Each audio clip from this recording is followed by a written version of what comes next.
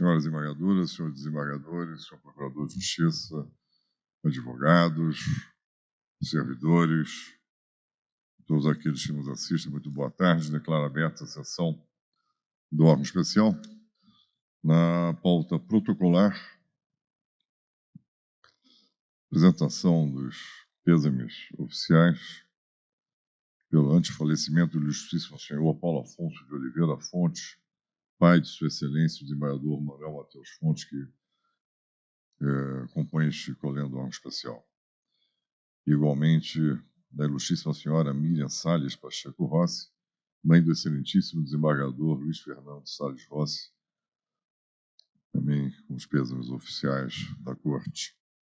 Gostaria igualmente de justificar a ausência de suas excelências, os doutores Xavier de Aquino e Haroldo Viotti, por questões de saúde, os comunicaram que não poderiam comparecer. Então, a ausência está justificada.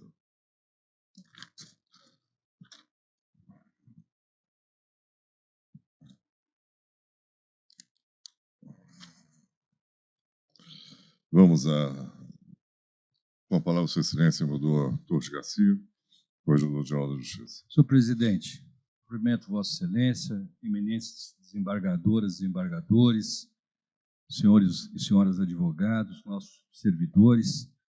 Presidente, hoje a magistratura está em ebulição. Há uma proposta de resolução no Conselho Nacional de Justiça que alteraria uma resolução de 2010, alterando totalmente, modificando totalmente o sistema de promoção por merecimento e antiguidade. São inúmeros os reclamos já por parte dos magistrados. É um pleito que Vossa Excelência bem sabe que nós já fizemos ao futuro presidente do Supremo Tribunal Federal, quando aqui esteve.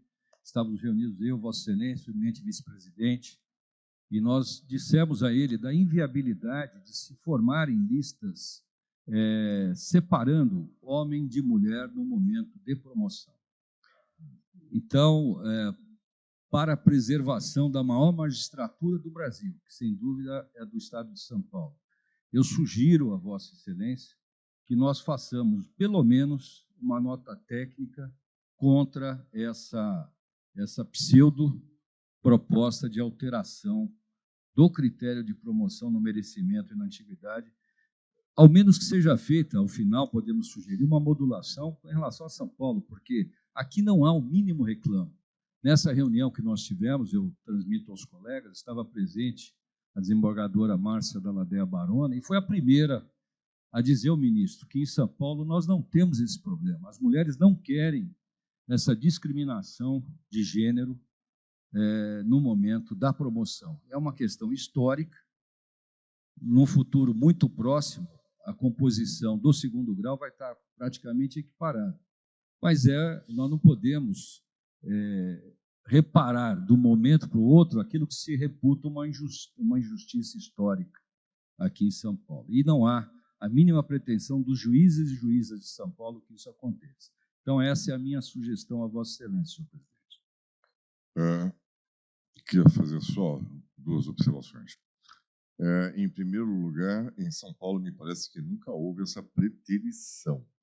O reclamo das mulheres que em outros estados a promoção pelo merecimento se dá pelo quinto, e neste quinto as mulheres, parece que em alguns estados foram excluídas. Não sei por que razão, nunca perguntei, nunca me interessei, mas aqui nunca houve isso. Pelo menos desde que eu entrei na carreira, eu, a doutora Silvia, eu não me lembro disso ter acontecido nenhuma vez de uma pessoa ser preterida por causa de sexo ou preferência sexual, o que for. Isso, as preterições aqui em São Paulo se sucedem quando há um processo administrativo, há alguma coisa, e por força do processo administrativo, por exemplo, algumas penas, como a de censura, ele não pode se promover durante um ano. Né?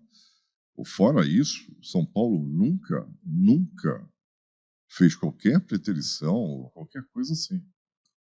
né, em promoções. Eu acho que essa nota técnica é de inteiro rigor, e eu proponho, com as promoções passam obrigatoriamente pela Corregedoria e pela Presidência, que façamos juntos essa nota técnica e enviando o mais rápido possível, né? Até porque, que eu me lembro, a APA+, também foi contrária a essa postura, explicando exatamente a situação de São Paulo. Tanto que o ministro Barroso elogiou São Paulo, o critério de São Paulo. Nós não fazemos distinção. A única distinção, e que gera, às vezes, a falta de indicação no merecimento, é porque tem um atraso monstruoso ou porque está com processo administrativo. Fora isso, nós não fazemos. Então, tem que uma coisa raríssima é não ter indicação. Não há esse discrimine com base em sexo, por gênero ou o que for. Não há. Com a palavra a doutora Márcia Donadel, desembargadora. Senhor presidente, se me permite, são breves palavras. Eu estava nessa reunião com o ministro Barroso e ele nos perguntou especificamente se nos sentíamos preteridas no critério de promoção, em qualquer que fosse o critério de promoção. E todas nós presentes naquela sala, eu como desembargadora e as outras mesmas juízas de primeira instância, todas responderam à unanimidade que não nos sentimos preteridos, que a ordem é rigorosa. Todos nós, inclusive, nos programamos para a promoção, sabemos quando ela vai chegar, tanto os homens quanto as mulheres. É um critério que tem atendido muito satisfatoriamente todos nós aqui de São Paulo. A gente não quer, com isso, desconsiderar que possa existir em outros lugares preterição, problemas, mas o que nos chama a atenção também é que não são volumosos os números de processo que chegam ao CNJ por qualquer reclamo desse sentido. Porque se houvesse uma massa de reclamações do país todo nesse sentido, me parece que seria justa qualquer tentativa de mudança. Não há notícia disso. Então, me parece que essa tentativa de mudança está realmente na contramão do que está acontecendo. E nós temos um critério a ser oferecido para todo o Brasil que se mostra absolutamente justo. Então, é só nesse sentido que eu gostaria de complementar a fala tanto da presidência quanto da corregedoria no mesmo sentido. Obrigada, senhor presidente. Eu vou me permitir divergir numa parte. Ainda que houvesse uma quantidade de tribunais fazendo preterições, o que cabe ao Conselho Nacional de Justiça é corrigir essas preterições e fiscalizar esses tribunais, e não editar uma norma genérica prejudicando a todos. E na hora que ele fizer isso, aquelas pessoas preteridas vão ter a correção e outras tantas que não foram, homens que poderiam ter sido promovidos, não serão. Ou seja, é uma situação muito complicada. Não é que o nosso critério é razoável. Nosso critério é democrático e absolutamente constitucional. Isso subsume ao critério da lei complementar. Então, desculpe com todas as vênias. Se tiver havendo em outros estados coisas que não devem ocorrer, porque eu estou descumprindo normas constitucionais, descumprindo a lei complementar, cumpre ao Conselho Nacional de Justiça, ao colhendo do Conselho, atuar e atuar com firmeza. Se tem uma coisa, eu fui corregedor, Sua Excelência, é corregedor-geral da Justiça, as correções mais importantes são as extraordinárias. Isso foi uma coisa que São Paulo aprendeu, tanto que nós alteramos as normas internas e não temos mais a obrigatoriedade das correções gerais ordinárias para computar os pontos do Decreto-Lei número 369, que era obrigatório. E por que isso? Porque as extraordinárias é que são importantes. Aliás, todos que foram da corregedoria, temos diversos colegas que atuaram na corregedoria, sabem disso. A extraordinária é que é importante. Ou seja, quando acontece, aí tem que fazer a correção. Essas medidas preventivas por causa de 2, 3 são uma coisa muito complicada. Absolutamente complicada. E quando isso se sucede, É porque nada vai acontecer. Bom, vamos. Todos concordam com a edição da nota técnica aprovada à unanimidade. Desembargador Décio Montalangeli. Presidente, boa tarde. Cumprimento Vossa Excelência e os desembargadores do órgão especial. Eu só queria aderir expressamente, senhor presidente, eu acrescentar apenas um único argumento aqui em prol da manutenção do sistema que vem sendo editado aqui no tribunal há longos anos. As mulheres de São Paulo, as juízas do Tribunal de Justiça de São Paulo, não merecem um tratamento discriminatório e preconceituoso, contrário ao artigo 5º, inciso 1º da Constituição Federal, que veda qualquer tipo de preconceito racial. Esse tratamento chega a ser ofensivo e discriminatório. É uma discriminação ao contrário, ao invés de proteger, trata a mulher e a juíza como se fosse hipossuficiente, como se não merecesse um tratamento digno que é conferido aos juízes. Então, gostaria apenas de aderir expressamente à manifestação de Vossa Excelência, à manifestação do desembargador Fernando Garcia e da desembargadora Márcia Baroni, senhor presidente. Muito obrigado. Então, aprovado, vamos editar a nota técnica, corregedoria, a presidência enviar. Vamos dar início à sessão judicial pelos blocos de julgamento, na forma tradicional, com apontamento do tipo de ação e o número de ordem em conformidade com a pauta publicada. Ações diretas de inconstitucionalidade. Números 10, 11, 12, 13, 14, 16, 18, 19, 20, 22, 24, 25, 26, 27, 30, 32, 34, 35, 36, 37, 38, 39, 40, 41, 42, com declaração de voto convergente de Sua Excelência a desembargadora Luciana Bessiani, 43, 44 e 76. Agravos. Números 2 e 5. Conflitos de competência. 6, 8, 9. Embargos de declaração. 46, 47, 48 e 78. Habeas corpus. 50 e 51. Incidente de arguição de inconstitucionalidade civil, 54, 55 e 56. Incidente IRDR, 57. Inquérito policial, 58. Mandados de segurança, 61, 62, 63, 65, 66, 67 e 69.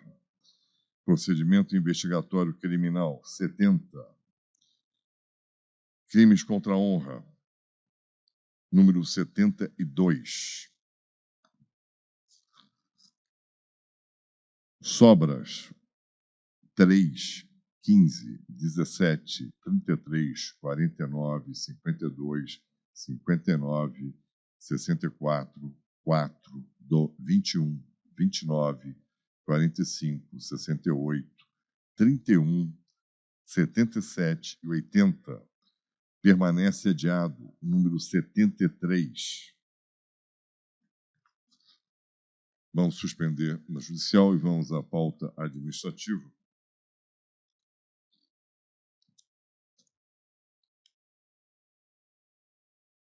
Minha preferência, já está apontado, é o número 1 de ordem, processo administrativo disciplinar, em que a relatora, Sua Excelência a desembargadora Silva Rocha, na sessão passada, proferiu seu voto, julgando procedente a portaria e propondo a pena de remoção compulsória.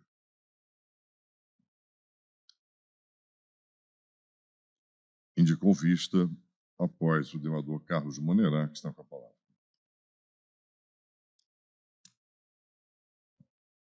Obrigado, senhor presidente. Saúdo Vossa Excelência, os senhores desembargadores, senhor procurador de Justiça, advogados, servidores, público em geral, expressando o meu desejo que tenhamos uma sessão profícua e leve. Senhor presidente, todos os colegas já receberam meu voto, motivo pelo qual limitar-me-ei a tecer alguns apontamentos. Inicialmente, eu gostaria de registrar meu elogio ao alentado, laborioso e exauriente voto de Sua Excelência, desembargadora Silvia Rocha. Registro minha admiração e registro também a amizade de longa data que nos une, tendo sido seu sucessor na 18ª Vara Criminal da capital. Da mesma forma, anoto minha ciência e respeito ao conciso e claro voto convergente de Sua Excelência o desembargador Rostábile Solimene, de quem tive a honra de trabalhar e ser seu terceiro juiz junto à 9ª Câmara de Direito Criminal. Recebi hoje pela manhã também a divergência do senhor Corregedor-Geral, também muito bem expressa em todos os seus termos. Com relação à apuração das faltas funcionais apontadas no referido processo administrativo disciplinar, eu considero desnecessário acrescentar qualquer observação, pois tal apuração e conclusões, como já foi dito, foram exaurientes e judiciosas.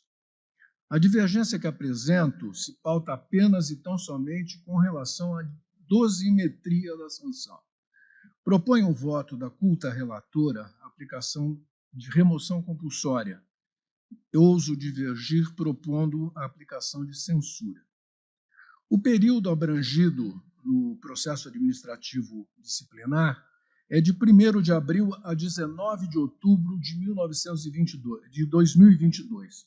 É um período certo. No meu voto, teço considerações e trago apontamentos do CNJ e do Colégio do Supremo Tribunal Federal, no sentido de que apenas o que está na inicial é que delimita o procedimento, baliza a defesa e, portanto, baliza a decisão. Aponto que o Dr. Maurício não possuía nenhum apontamento anterior ao período, o que leva, mutatis mutandis, a ser considerado primário. De outro lado, na sessão de 30 de agosto último, esse colendo órgão especial decidiu afastar o magistrado da jurisdição e determinou a instauração de novo processo administrativo disciplinar por desobediência à revogação de seu teletrabalho. No voto de Sua Excelência, o Corregedor-Geral de Justiça, houve menção a outra apuração preliminar em andamento, agora por descumprimento da revogação de autorização da residência. Ambos os fatos são posteriores àqueles em apuração no presente processo administrativo disciplinar e tiveram início em 10 de fevereiro deste ano. Mais ainda, a visita correcional feita a mando do senhor corregedor para apurar os fatos deste PAD é datada de 7 de novembro de 2022. Daí porque a alegada advertência e censura feitas na prática, apontadas no voto do qual se diverge, não é nem anterior nem concomitante ao período já mencionado. Em resumo,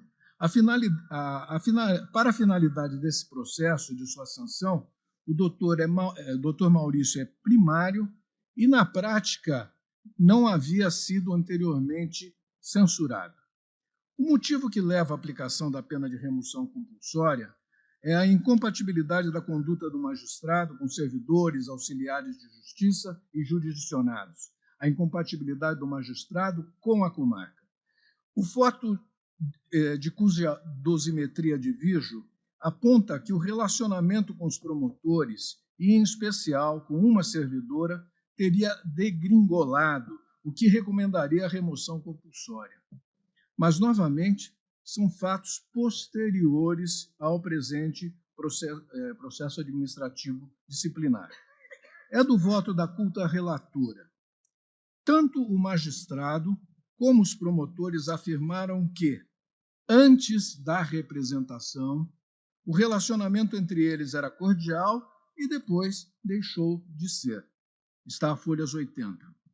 A representação mencionada foi feita por ofício de 5 de outubro de 2022, gerando a visita correcional de 7 de novembro já mencionada. Já a mudança do posto de trabalho da servidora pelo magistrado, que parece, a princípio, ter sido retaliação, ocorreu bem depois. Portanto, as desavenças mencionadas surgiram posteriormente ao balizamento da inicial. Quer me parecer outro sim, senhor presidente, que a decisão desse colendo órgão especial, na última sessão, ao afastar o magistrado de suas funções, já resolve de momento a questão. O novo processo administrativo disciplinar e a apuração preliminar já apontados irão buscar demonstração desses fatos posteriores, que, a meu ver, não devem ser levados em consideração neste processo, sob risco de bis in idem. Outros processos, um já instaurado e outro que possivelmente será muito em breve. No meu voto, eu trago precedentes deste órgão especial em caso de alguma similitude, apuração de falta de pontualidade e de assiduidade, bem como de delegação de jurisdição, que são duas das imputações deste PAD. Com o agravante deste magistrado, nesse precedente, já possuir em seu prontuário censura anterior, tendo sido aplicada nova pena de censura. Como no presente processo administrativo disciplinar, naquele também a Procuradoria-Geral de Justiça opinou pela aplicação da censura. Neste também a Procuradoria-Geral opina pela aplicação da censura. Peço vênia para transcrever o trecho do voto do desembargador José Jacó Valente. A remoção do juiz ou sua colocação em disponibilidade não pode ser medida a ser tomada indiscriminadamente, como forma de mostrar seriedade e austeridade, pois seriedade e austeridade passam, obrigatoriamente, pela proporcionalidade e justiça da penalidade eleita. Faço apontamento no meu voto do processo em que foi retirada esse trecho. Senhor presidente, as faltas são graves, Não é realmente caso de singela advertência, porém, no entanto, observada a primariedade e a não incompatibilidade dos fatos apurados neste com a continuidade na jurisdição, até porque está dela afastado, é que, pelo meu voto, mantida a procedência com relação às imputações, aplicaria a data vênia a pena de censura. É como voto, senhor presidente. Obrigado. Com a palavra, Sua Excelência, desembargador Gustavo de Solimene.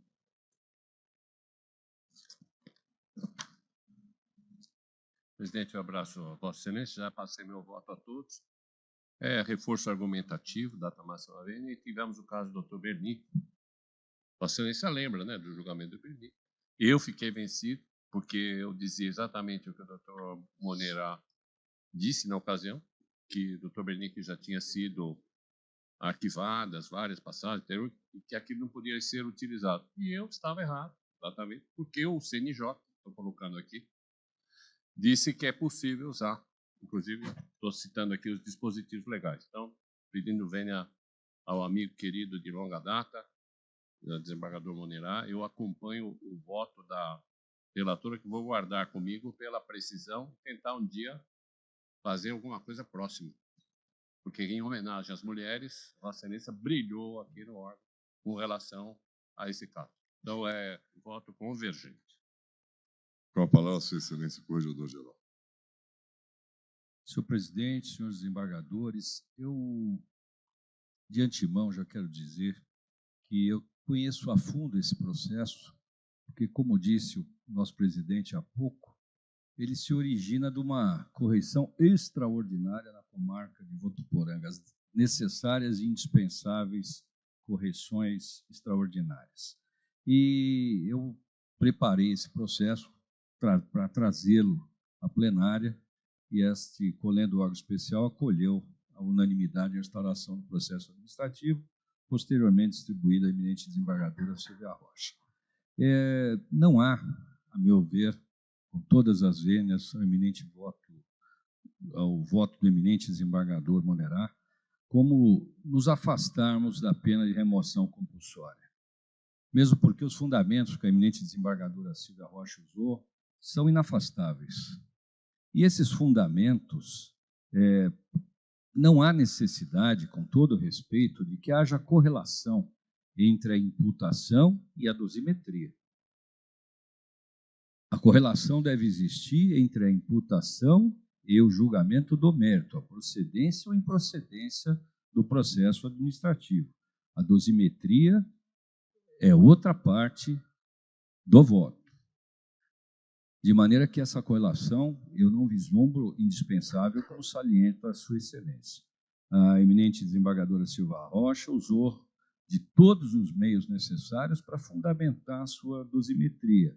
Usou os princípios da proporcionalidade, razoabilidade e o fez, como já salientou o desembargador Solimene, de maneira exemplar. Não há também necessidade de que a pena anterior, ou melhor, que tenha havido uma anterior aplicação de sanção mais leve para que se chegue à pena de remoção compulsória. Importa verificar, no caso concreto, se está sendo obedecido o interesse público e essa proporcionalidade e razoabilidade, que neste caso é muito mais do que clara e nítida essa necessidade de imposição de pena mais severa. Esse magistrado ele está desdenhando dos órgãos de direção deste Tribunal de Justiça. Respeitou a Corregedoria Geral da Justiça e o colendo o Conselho Superior da Magistratura de maneira que nunca antes eu tenho notícia de ter visto nesse órgão especial. Então, a pena é extremamente razoável e proporcional. Por esse motivo, senhor presidente, eu acompanho na íntegra o voto da eminente relatora. Como voto, senhor presidente? A matéria está em discussão. Vereador Carlos de Maneira. Obrigado. Eu gostaria simplesmente de dizer que, com relação ao voto do eminente corregedor, a interpretação é autêntica, nada a acrescentar.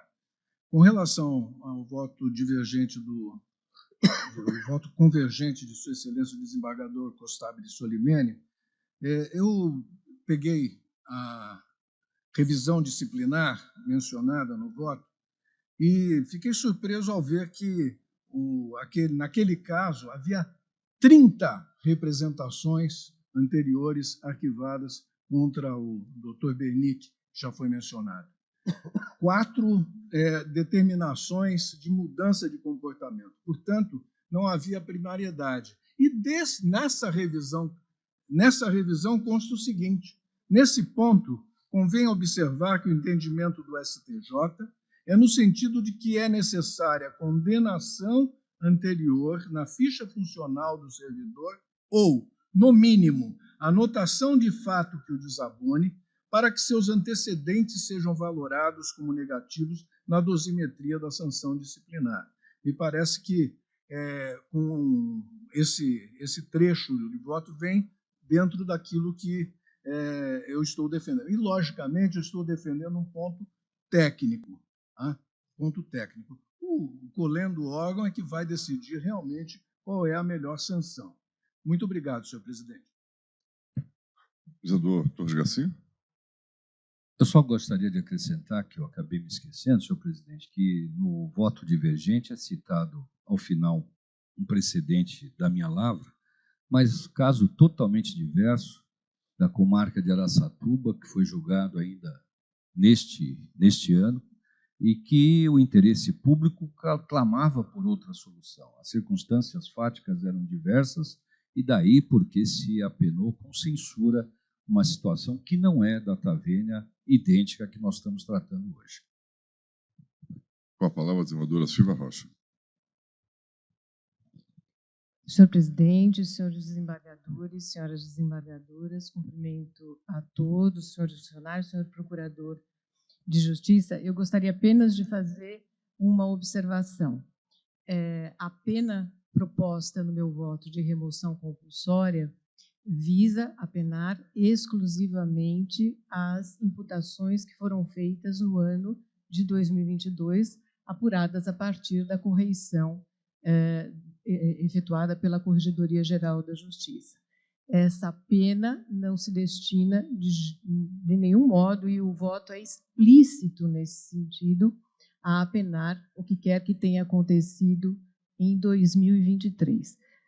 O que foi feito no voto era informar as consequências daquelas 6 imputações apuradas em 2022.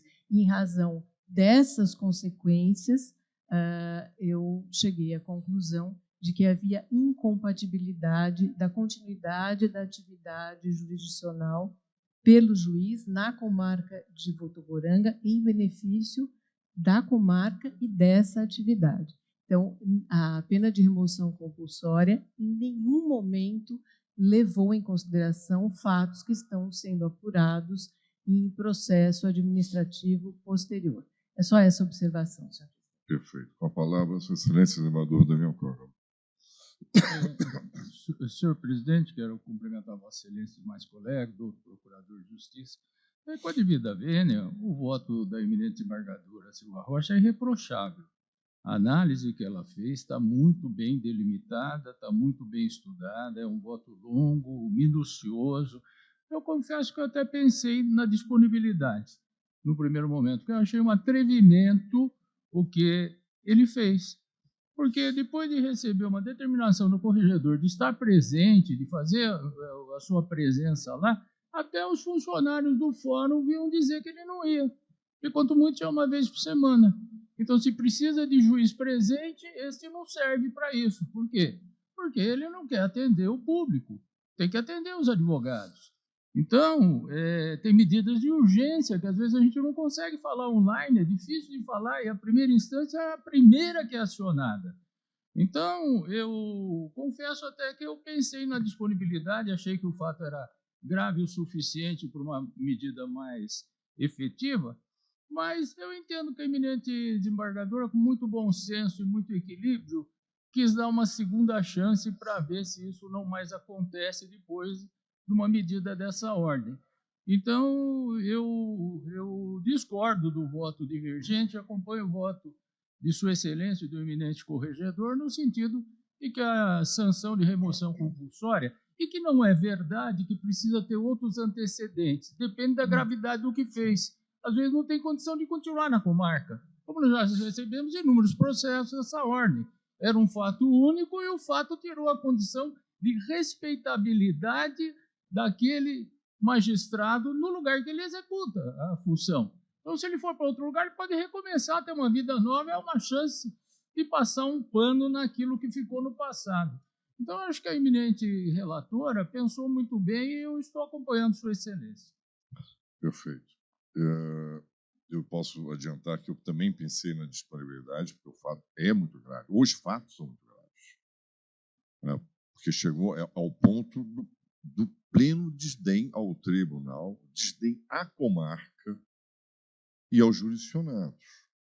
Dizer que a reação em relação aos promotores, advogados, aqueles que representaram, foi essa ou aquela, isso é um fato posterior que não pode ser desconsiderado. Não pode ser de forma nenhuma, até porque depois que entrou em vigor a lei de introdução ao Código, a lei de introdução ao direito brasileiro, que introduziu o consequencialismo, que deve ser sopesado nas decisões, eu não posso esquecer que tudo isso indica que a permanência do sindicato na comarca é absolutamente deletéria, quer em relação a ele, quer em relação aos jurisdicionados, a todos que lá estão. O ambiente criado é o pior possível. Eu diria mais, se eu quero, de alguma forma, proteger o juiz, eu tenho que retirá-lo de lá. Porque a permanência dele lá é afrontosa.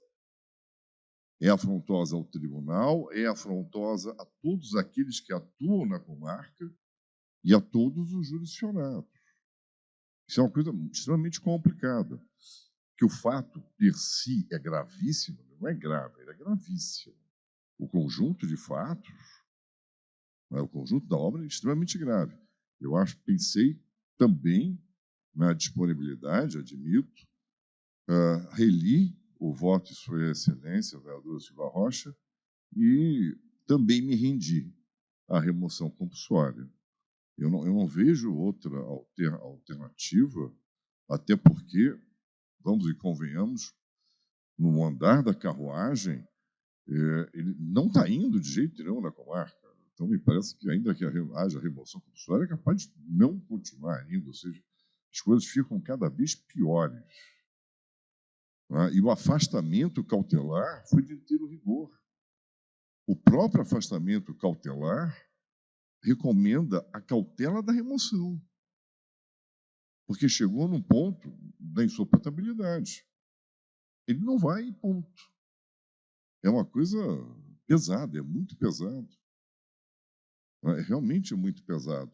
E no caso do Bernic, tem que lembrar o seguinte, ainda que ele tivesse as 30 representações, e isso o doutor Solimene falou na época, ele não tinha, apesar das recomendações, nenhuma sanção. Foi exatamente isso. Ou seja, se a questão é técnica da primariedade, ele era primário. Mas o fato era gravíssimo. Era tão grave que caiu na revisão perante o Conselho Nacional de Justiça. Né? Então, eu acho que o conjunto da obra é uma coisa muito complicada. É muito complicado. Eu acho que se pretende dar uma oportunidade, é a sanção proposta. Não é a censura com todas as vênias. Até porque ela não me parece nem adequada, mas se a questão é de dar uma chance, essa não dá nenhuma. Só vai piorar. Tá? Eu vou colher os votos. Eu acompanho Sua Excelência, é relatora e divergência. Ok? Eu acompanho a relatora. Como vota Sua Excelência e Sua Vice-Presidente? Com a relatora da Taverna.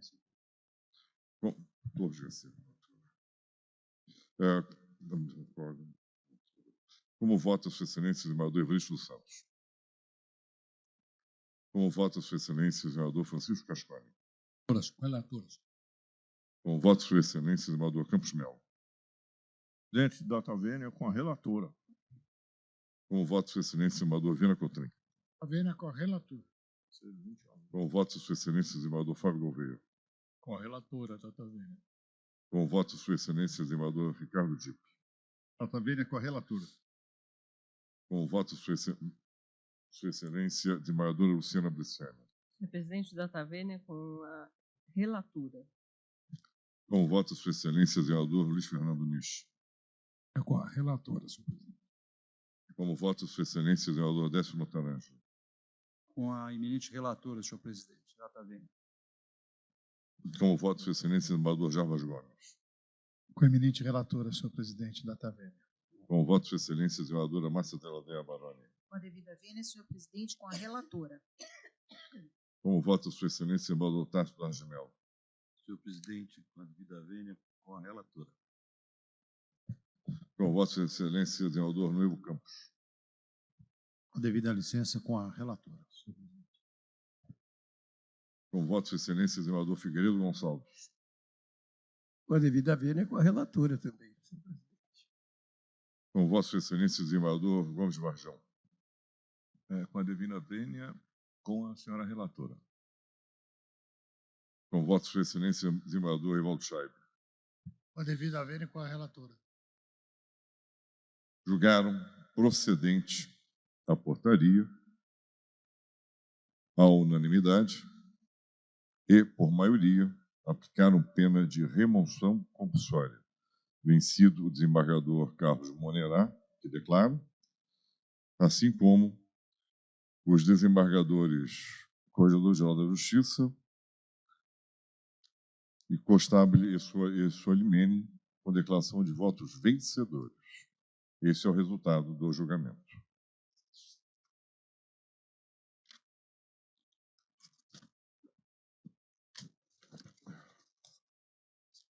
O próximo é o número 2 de ordem, é uma prorrogação de prazo para a conclusão de PAD. A matéria está em discussão. Aprovar a prorrogação? Aprovada a prorrogação à unanimidade. Eu não entrei em detalhes, porque é um processo sigiloso, todos já examinaram, sabe o que é. Perfeito. O número 3 é permuta de magistrado, solicitada pela doutora Adriana Bertier Benedito, juíza da terceira vara civil do Juizado Especial da Fazenda Pública Capital, para o cargo de juíza de direito titular da 4ª Vara Civil do Foro Regional de São Miguel Paulista, e doutora Alessandra Fux, juíza de direito da Vara do Foro Família e Sucessões de Itaquera, para o cargo de juíza da terceira vara do Juizado Especial da Fazenda Pública, e do doutor Paulo Tarso da Silva Pinto, juiz de direito da 4ª Vara Civil do Foro Regional de São Miguel Paulista, para o cargo de juiz de direito da 2ª Vara de Família e Sucessões do Foro Regional de Itaquera.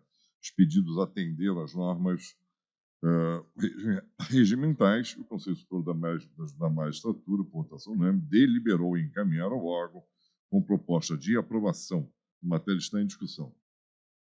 Aprovar as permutas à unanimidade esse resultado do julgamento. Próxima minuta de resolução que dispõe sobre a desativação da primeira vara de execuções criminais da comarca de Araçatuba, proposta por Sua Excelência o Corregedor-Geral da Justiça. A matéria está em discussão. Aprovar à unanimidade a minuta de resolução. Número 5 de ordem é a prorrogação de convocação pelo Supremo Superior Tribunal de Justiça. Ofício de Sua Excelência a Ministra Maria Tereza Rocha de Assis Moura, presidente do Tribunal Superior de Justiça, comunicando a prorrogação da convocação da doutora Lorena Daniele Nóbrega de Almeida, de Direito Auxiliar da Comarca da Capital, como instrutora no gabinete da ministra Laurita Vaz até 16 de setembro de 2023. A matéria está em discussão. Aprovar à unanimidade a prorrogação. Pois não. Prorrogação, nós não podemos aprovar, acho que no máximo tomamos conhecimento. Porque, na verdade, há uma falha aí da emitente dessa prorrogação. Ela comunicou. Então, ela não pediu para que a gente aprovasse. Ela simplesmente comunicou que foi prorrogado. Então, tomamos conhecimento apenas, salvo o melhor juízo. Então, na realidade, exceção feita ao Supremo Tribunal Federal e ao Conselho Nacional de Justiça, que ambos requisitam os magistrados, sim. E aí sim nós só tomamos ciência, nós não temos o que aprovar ou desaprovar. Sim. Tá?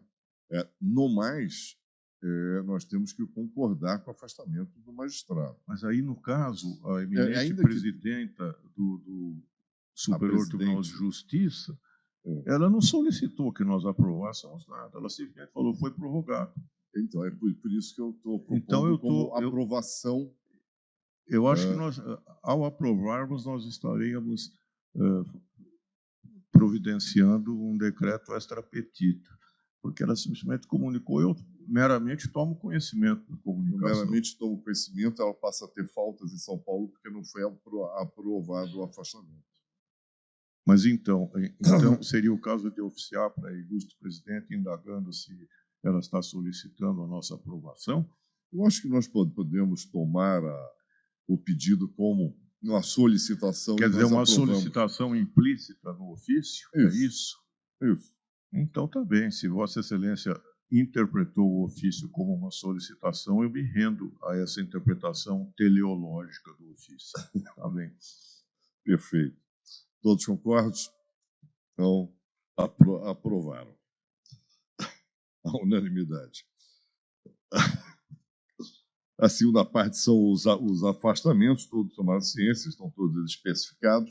A matéria está em discussão. Aprovados à unanimidade os afastamentos.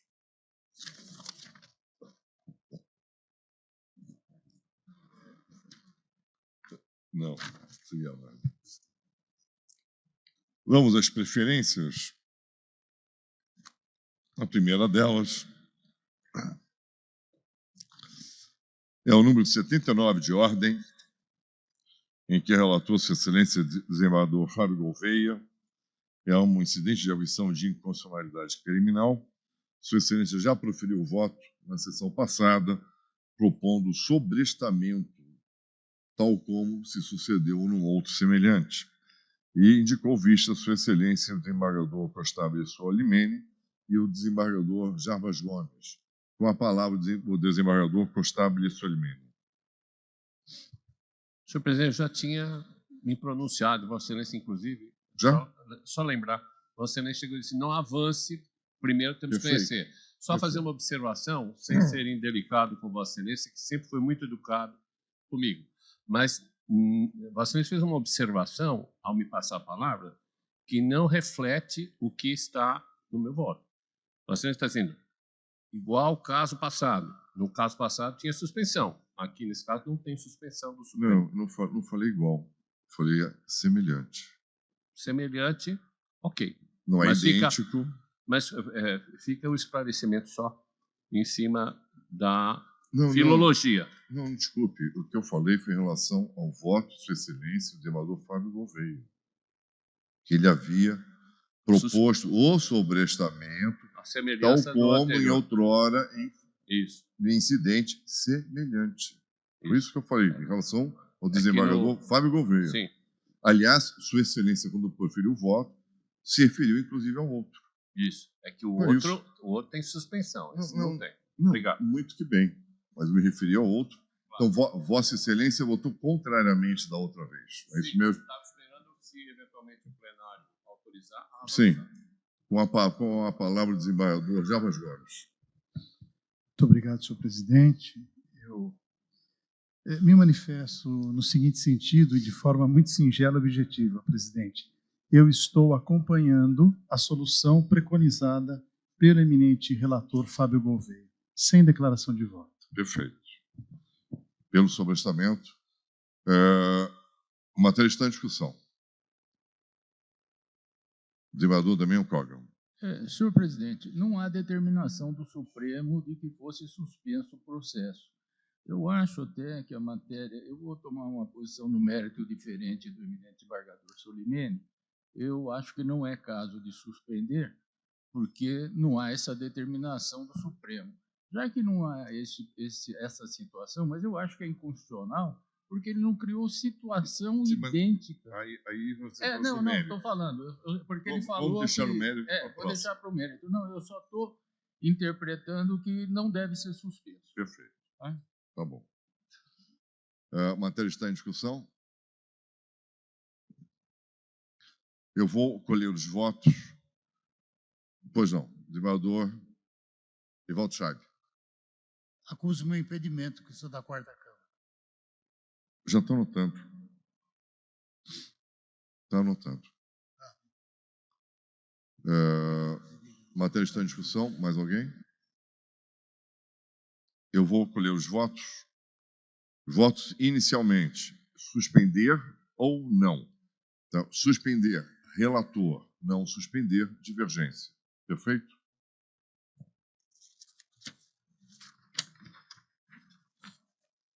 Com voto, Sua Excelência, o senhor vice-presidente. Divergência da Taveira. Divergência. Como vota?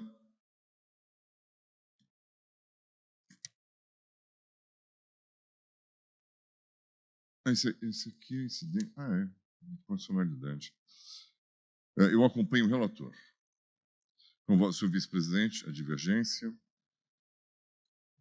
O senador Torres Garcia está impedido. O senador Xavier aqui não. O senador Damião Kogan com a divergência.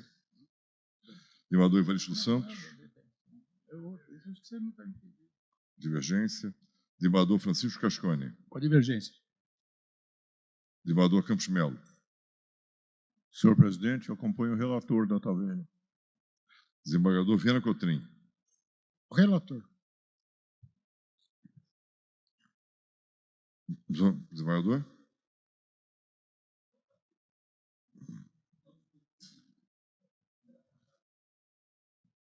Esse aqui não é? Não é. Então, Vossa Excelência pode proferir o voto. Eu estou acompanhando data vênia divergência, senhor presidente. Divergência.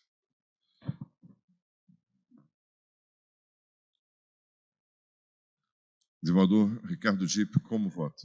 Data vênia com a divergência, senhor presidente. Desembargadora Luciana Bresciani. Data vênia com a divergência, senhor presidente. Desembargador Luiz Fernando Nisch. Data vênia com a divergência. Desembargador Décio Notaranja. Com a divergência, data vênia, senhor presidente. Desembargadora Márcia Deladeia. Com o relator, senhor presidente. Desembargadora Silvia Rocha. Desculpe, Tasso Duarte de Mello. Desembargador. Com o relator, senhor presidente. Desembargadora Silva Rocha, desculpe. Data vênia com o relator, senhor presidente. Desembargador Novo Campos. Data vênia com a divergência. Desembargador Carlos de Monera. Com a divergência, senhor presidente. Desembargador Figueiredo Gonçalves. Data vênia com a divergência, senhor presidente. Desembargador Gomes Varjão. Data vênia com o relator.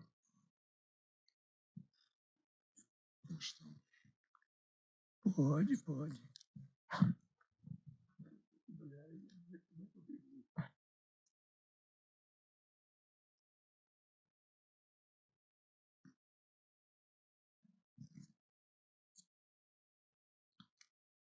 Afastaram a suspensão proposta. O processo, Vossa Excelência tem condições de proferir o voto? De mérito? Eu não... Eu peço retirada de pauta. Afastaram a proposta de divergência, de suspensão pelo relator, por maioria de votos. Retornando, pois, o processo ao relator. Esse é o resultado do julgamento. Os votos que se pretende declarar serão declarados à final. Perfeito?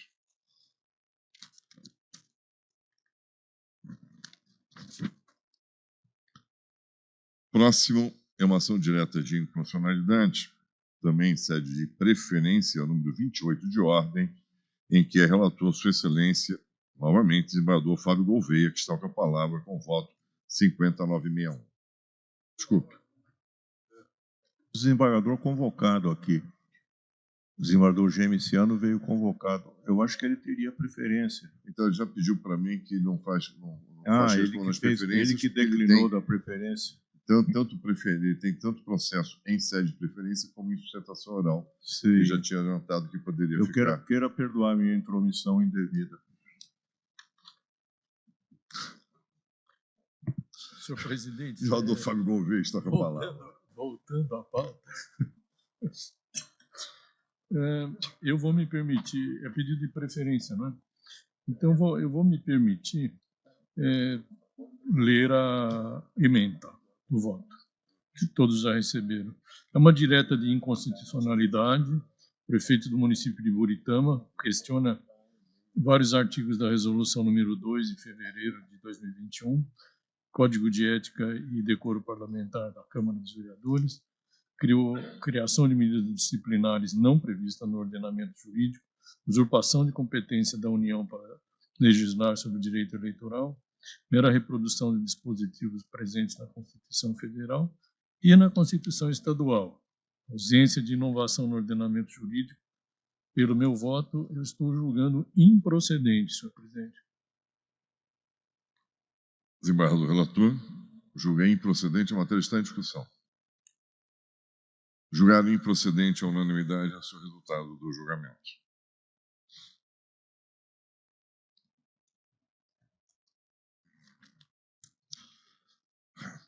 Próximo a preferência àquele que, em tese, teria preferência de valor Gemiciano.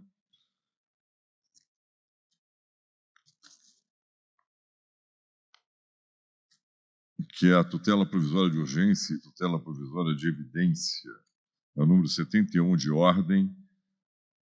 Está com a palavra Sua Excelência o senador Gemiciano. Vamos julgar em conjunto com o número 1 de ordem, que é um agravo, que será julgado em seguida. Senhor presidente, boa tarde. Senhora secretária, boa tarde. Senhor procurador de Justiça, muito boa tarde. Demais colegas, muito boa tarde. Eu agradeço a gentileza do desembargador Gastão de lembrar da preferência regimental, Mas, retornando pela primeira vez depois do encerramento do meu mandato, eu tive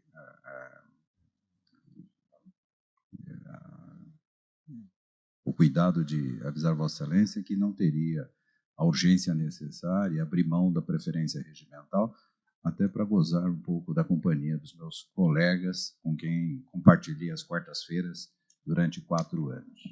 Mas obrigado, de qualquer forma, agradeço a gentileza, senhor presidente. É uma preferência simples, requerente dessa tutela de urgência coletiva, o Sindicato União dos Servidores do Poder Judiciário do Estado de São Paulo contra o presidente da Assembleia Legislativa do Estado de São Paulo. O pedido, senhor presidente, formulado pelo sindicato é de fixação de um prazo razoável para que a Assembleia Legislativa do Estado de São Paulo promova a devida tramitação do projeto de lei complementar 30 de 2013, que dispôs sobre vencimentos dos servidores do Tribunal de Justiça de São Paulo. Senhor presidente, eu estou entendendo que é manifestamente impertinente esta postulação. Explico. Eu entendo que não cabe ao Poder Judiciário interferir no andamento do processo legislativo. Me parece, senhor presidente, que é uma questão interna corporis. Somente em situações excepcionais, aqui inexistentes, se admite a intervenção do Poder Judiciário. O artigo 83 do Regimento Interno da Assembleia Legislativa do Estado de São Paulo indica o colégio de líderes e organização para a ordem do dia na votação dos projetos.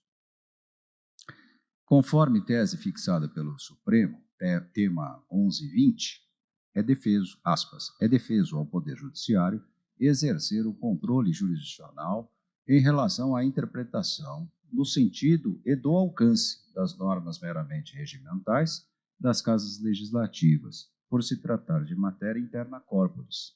O sindicato requerente deve pleitear perante o Legislativo que o projeto de lei de interesse de seus associados seja votado. Entendo, data vênia, senhor presidente, que não há esse poder de polícia por parte do Judiciário, somente em questões flagrantemente ilegais. Por essa razão, eu estou julgando improcedente o pedido e prejudicado o agravo interno. É como voto. A matéria está em discussão. A unanimidade julgaram improcedente o pedido e prejudicado o respectivo agravo. Próximo é o número 7 de ordem, é um ofício de competência civil em que é relator Sua Excelência, desembargador Campos Melo. Está com a palavra. Senhor presidente, um instantinho apenas.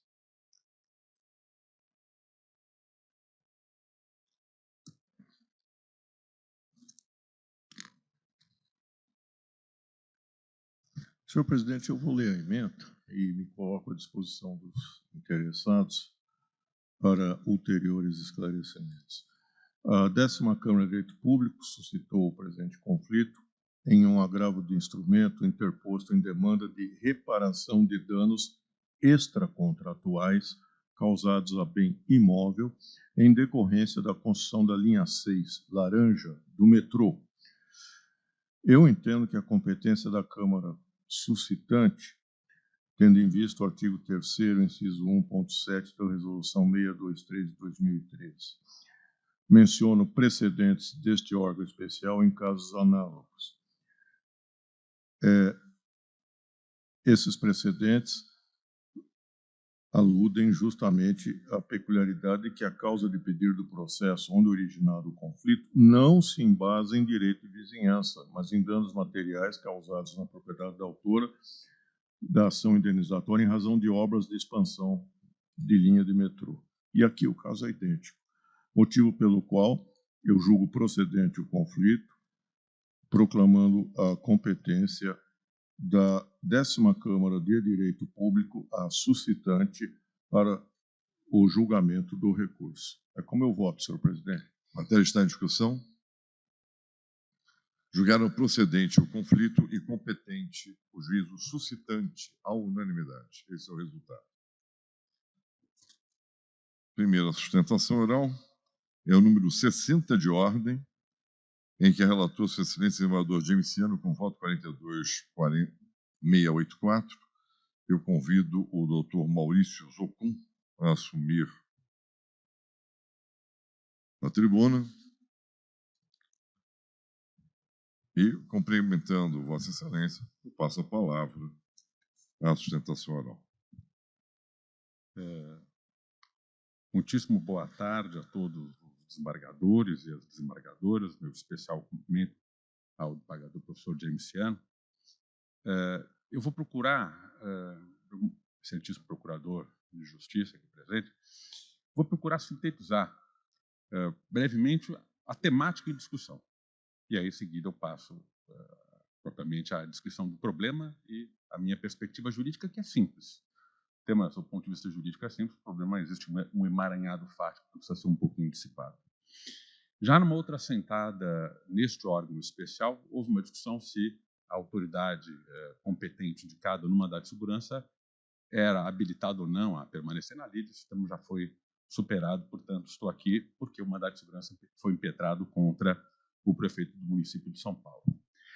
Qual que é o objeto de discussão? O objeto de discussão é o seguinte: a mora reiterada do município de São Paulo para analisar um processo administrativo no qual o Clube IP, que é o impetrante, solicita prorrogação do uso de áreas públicas fundado numa lei. Esse processo tramita por longo período, isso vai ser objeto de sustentação, e, por força da demora excessiva, da mora prescrita no artigo 5º, inciso 78 da Constituição da República, a administração pública não decidiu e o prazo previsto em lei para a prorrogação do uso dessas áreas públicas a título gratuito mediante contrapartida se expirou. E no mandado de segurança, o que eu estou postulando? Eu sustento o seguinte, que a mora reiterada da administração pública não pode ser utilizada como argumento para negar o direito à impetrante de ter uma decisão administrativa. E por quê? Porque a lei, no fundo, estabelece que, terminado o processo administrativo, ele deve ser encaminhado para o prefeito, que, com fundamento num juízo discricionário, quanto a isso não se duvida, vai decidir se há direito do clube receber aquelas áreas a título gratuito, mas com contrapartidas sociais, ou não. Este ato é tipicamente discricionário. Desembargador, o que o prefeito pode fazer? Decidir que não há interesse e indeferir, ou decidir que há interesse, deferir, e diz, não, defiro, mediante a lei da contrapartida social, alguma partida de natureza econômica. Qual que é o problema? Toda a estrutura da administração pública foi excessivamente morosa e não encaminhou até hoje o processo para o prefeito decidir. E nós postulamos nesse mandado de segurança o direito de o processo ser concluído, o prefeito ser remetido para o prefeito decidir. É isso. Então, não estamos querendo, nesse mandado de segurança, reconhecimento do direito à renovação, mas requerendo o reconhecimento do direito do processo ser encaminhado para o prefeito decidir. Fundamentalmente, qual que é o tema? O ato final é um ato discricionário. Mas a conclusão do processo também é discricionária pelo fato do ato final ser discricionário, ou pelo menos é vinculado? Quer dizer, o administrado ele tem direito à conclusão do processo administrativo no prazo fixado pela lei, ainda que o ato final seja discricionário? A minha resposta é sim. Então, vamos à descrição do problema, que ele é de longa data, e vamos esclarecer aqui. Em 1940, isso está nos autos do processo, o Clube IP ele é constituído em duas áreas, ali pertinho daquele hospital Edmundo Vasconcelos, ali pertinho da 23 de Maio. Em 1974, é concedida uma permissão a título precário de uma área pelo prazo de 20 anos prorrogáveis. Em 1980, existe uma outra concessão onerosa, cujo término de vigência dava no dia 30 de dezembro de 2020. Muito antes do prazo final fixado para a concessão dessas áreas, e essas áreas foram concedidas, isso está nos autos do processo, não é que ela é concedida a título gratuito, né, pode usar. Não, existia um conjunto de contrapartidas sociais. E quais eram as contrapartidas sociais que são cumpridas até hoje pelo clube, como consta no processo administrativo? Tem que viabilizar a utilização da escolinha de esporte pelas crianças que fossem indicadas pela prefeitura.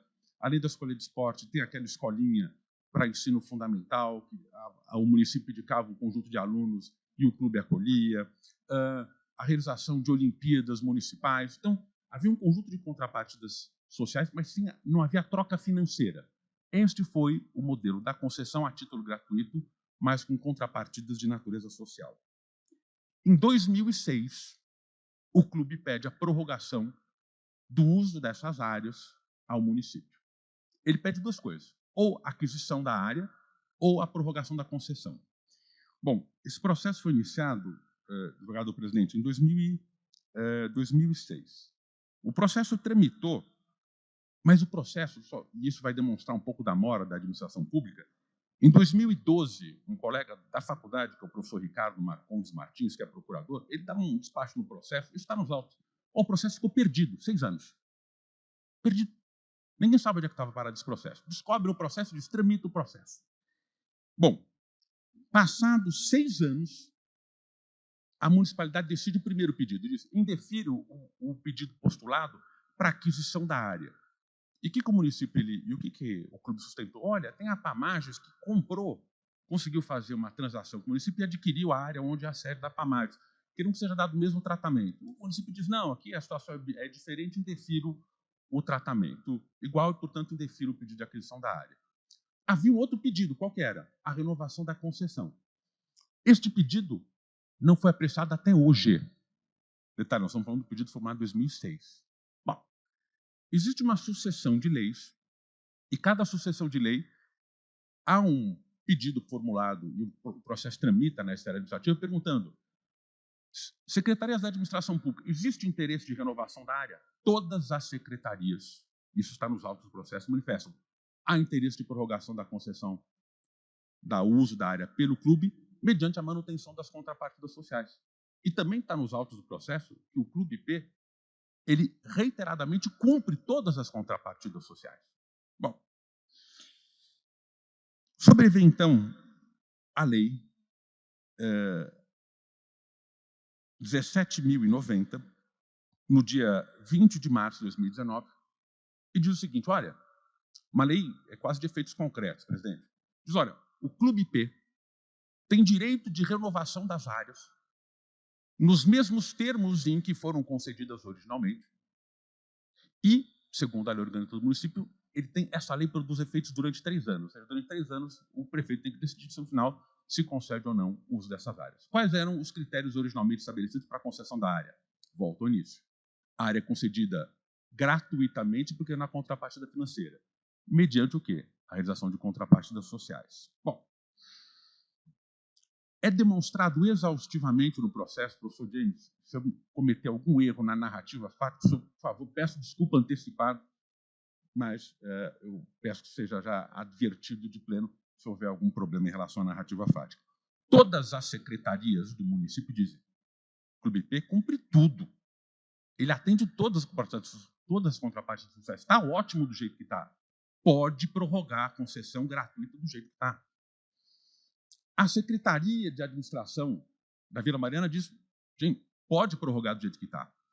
Então, o município ele começa numa troca de documentos só para confirmar aquelas informações anteriores, demora longamente o processo não é decidido, chega o prazo final da lei, por que ele diz, puxa, olha, aquele prazo de 3 anos ali passou, e agora eu não posso mais renovar, por quê? Porque a lei tinha prazo determinado e o processo não terminou.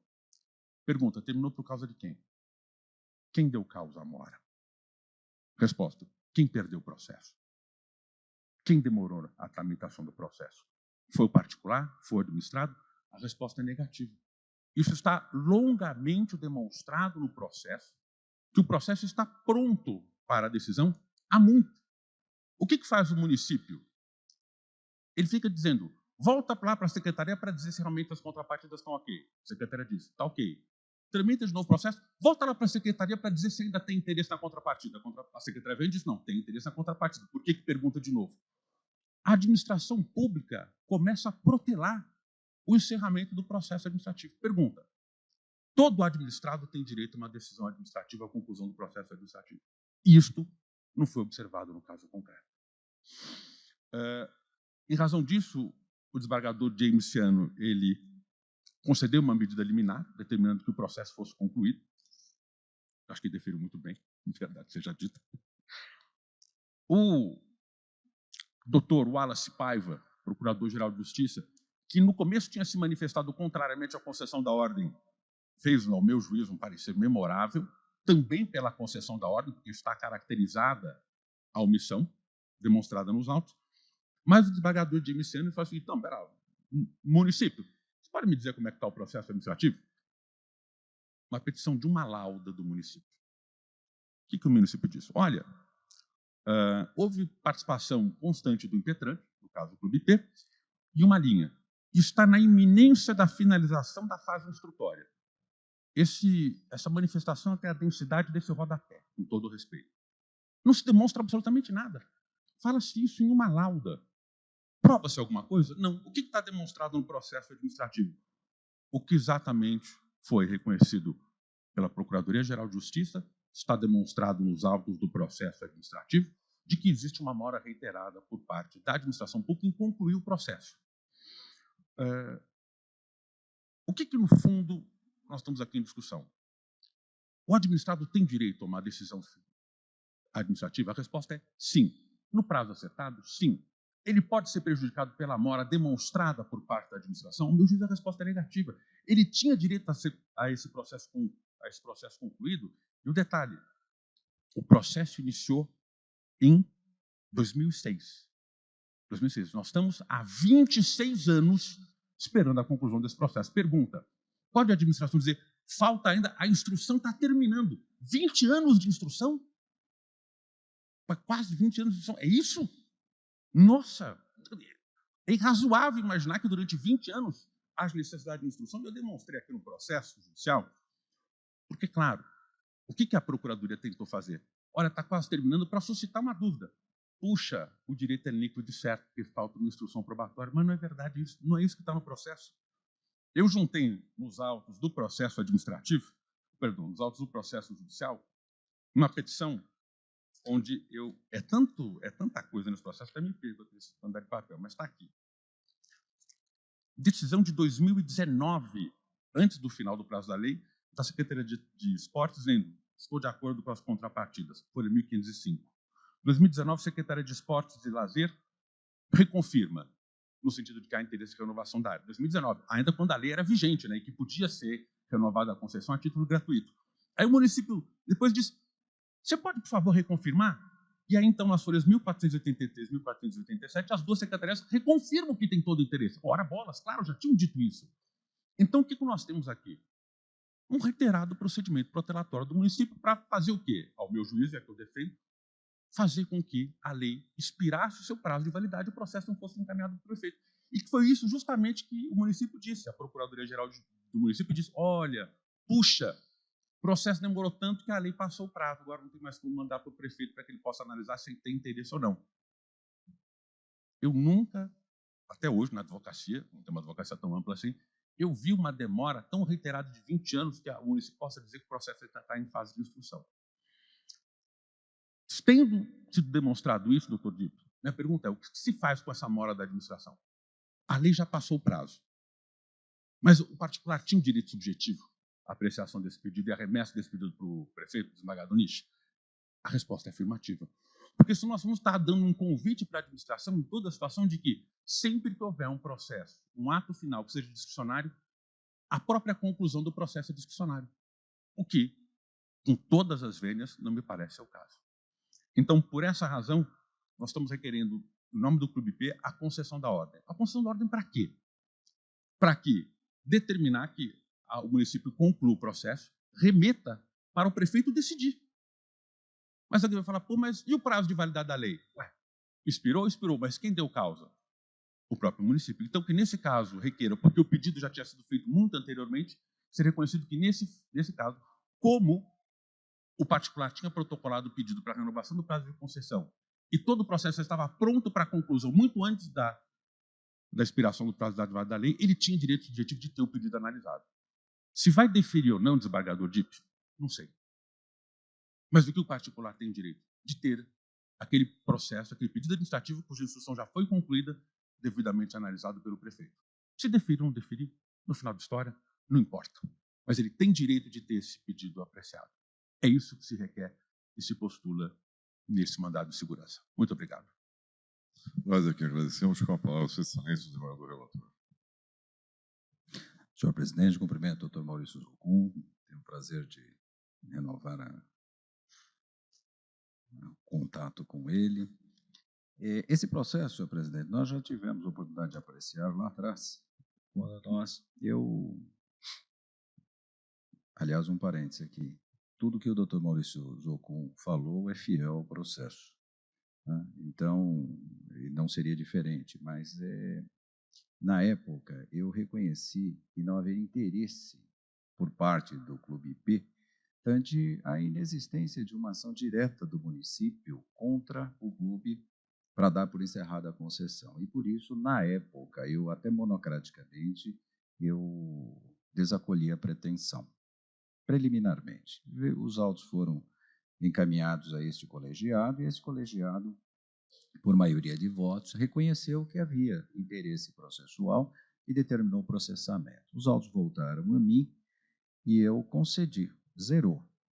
Pegamos o processo novamente do início. Eu concedi uma liminar, de fato, concedi uma liminar requerida para que fosse oficiado ao município de São Paulo, o prefeito municipal de São Paulo, para que ele explicasse e informasse a respeito do andamento desse processo. Que havia, sim, um pedido de renovação dessa concessão, que nós não conseguimos obter informações muito claras. E a pretensão do impetrante era simplesmente de obter uma decisão. Renova ou não renova a concessão. Essa era a pretensão do Clube IP. E até, em especial, na época da impetração, me recordo muito, quando conversei com o doutor Maurício, a preocupação dele do vencimento dos prazos estabelecidos na lei, para que ele depois tivesse o seu direito ceifado, né? Principalmente a fluência do prazo na lei, para que fossem analisadas estas questões. Eu oficiei, determinei através de uma liminar que fosse oficiada à municipalidade, o prefeito municipal respondeu, e as informações que vieram para os autos, senhor presidente, e demais colegas, não foram satisfatórias. Data vênia não foram satisfatórias. A municipalidade fez algumas considerações, informando que o processo ainda estava sob análise, e pela complexidade que envolvia o processo, estavam sendo analisados pelos órgãos competentes da administração. Em tais informações, a meu ver, não esclarece de forma clara, cabal, qual realmente é a pretensão da administração e do processo que está tramitando. E sequer informa se já houve ou não encerramento desse processo de instrução, desse processo administrativo. O que faria incidir o prazo de 15 dias para decidir o mérito do processo administrativo, conforme artigo 33 da Lei Municipal 14.141 de 2006.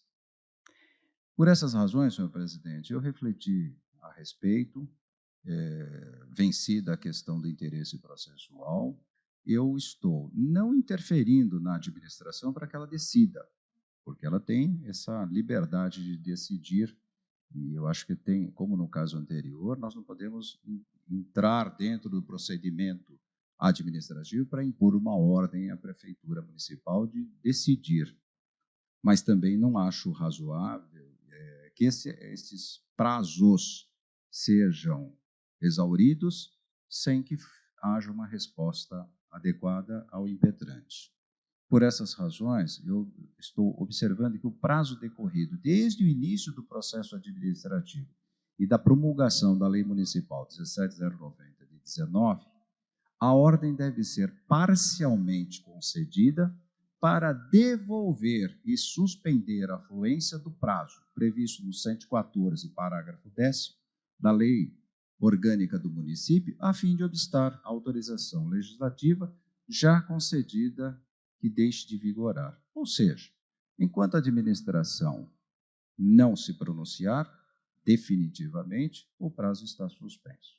Então, pela minha proposta, senhor presidente, eu concederia parcialmente a ordem, não para interferir na decisão, mas sim para suspender a fluência dos prazos até que essa decisão seja proferida administrativamente. É como voto. Salomônico. Com a matéria está em discussão. Desembargador Décio Montanante. Senhor presidente, cumprimento o nobre advogado pela sustentação oral, o eminente relator James Ciano. Senhor presidente, eu ouvi atentamente o voto do eminente relator e eu fui dar uma examinada no pedido inicial. O pedido é um pedido por mandado de segurança meio inadequado, com todas as vênias, porque mandado de segurança, o ato é legal, ilegal ou ilegal, concede-se ou denega essa segurança. Há um pedido de condenação na petição inicial que é inadequado com a via mandamental. Mas, na essência, o que foi pedido lá me parece bem claro. Como há omissão administrativa, e a administração não pode se omitir, a consequência é a concessão da segurança conforme foi pedido, com fixação de prazo para que a administração decida. A decisão, o voto do eminente relator, eu concordo com a proposta de que esteja suspensa e que seja convalidada a permanência do clube nesse período, porque ele não pode ser prejudicado pela inércia administrativa. Mas eu concederia a segurança em maior extensão para fixar um prazo previsto na legislação para que a administração decida favoravelmente ou contrariamente, mas não continuar esse estado de indecisão e de incerteza contra o qual a impetrante se insurgiu, a meu ver, com razão, senhor presidente. Então, eu concederia apenas isso. O prazo de 15 dias. É isso. Conceder a segurança para que a administração ponha fim a esse estado de indecisão administrativa, decidindo como de direito. Só isso. Até porque, se tudo que foi dito pelo senhor advogado, a narrativa fática, é absolutamente verdade, ou seja, corresponde com tudo que se sucede, está no processo, na realidade, o que se propõe é que se prolongue por mais 22 anos. A administração fica sem prazo para decidir. Não é? É uma coisa um tanto quanto complicada. Com a palavra, sua excelência, desembargador Gustavo Alessandrini. Então, eu acho que essa solução salomônica é muito complicada. Eu acho que é melhor, se os fatos são todos exatamente esses, se fixe o prazo para que ela decida. Senhor presidente. Quero entender. Pois não. Só uma observação. O prazo não pode ser muito curto. Não ouvi. Só uma observação. O prazo não pode ser muito curto. Não, é que está na lei o prazo de 15 dias. Pois é. Mas veja bem, eles acabaram de prestar informação, eu modularia o prazo, ainda que esteja na lei 15 dias, porque corremos o risco de, eventualmente, termos uma decisão que não examine a fundo a pretensão do clube. Aí teremos outro mandado de segurança. E nós temos o período eleitoral também, senhor presidente. Eu não ia tocar no assunto, mas estou tocando no assunto de modo pragmático, com P maiúsculo. Eu daria um prazo maior, daria um prazo aí de 90 dias para examinar. Mas fico convencido. É que não pode por causa da lei. É que tem esses problemas que eu coloquei para vocês. Eles estão esperando o risco que tem do indeferimento e está no meio do pleito eleitoral. Só por isso. Não é um argumento jurídico. Minha culpa, minha máxima culpa. Mas é uma questão para solucionar. Desembargador Campos Melo. Presidente, o fato da lei prever o prazo de 15 dias não pode manietar o órgão especial de fixar um prazo um tanto superior, conforme ao vitrado pelo eminente desembargador Roberto Solimene.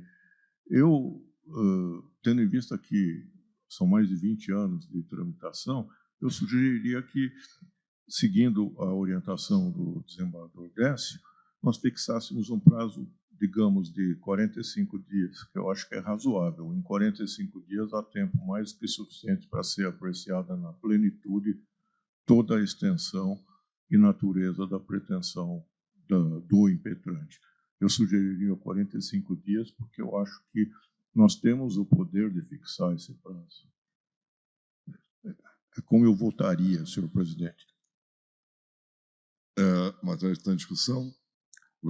Senhor presidente, me permite? Quando eu estabeleci a suspensão da fluência do prazo, o prazo está na lei, 15 dias. Mas quando eu propus a suspensão do prazo, a fluência do prazo, eu confesso que eu pensei no sentido de preservar os interesses da impetrante.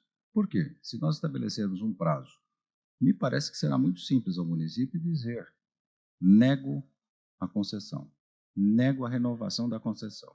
E eu acho que é muito mais prejudicial impor um prazo ao impetrante, um prejuízo maior impor um prazo ao município do que preservar o direito dele e suspendendo a fluência do prazo. Porque, veja, se nós estabelecermos, seja 15 dias, seja 45, seja 90 dias, nós estaremos impondo uma obrigação ao município.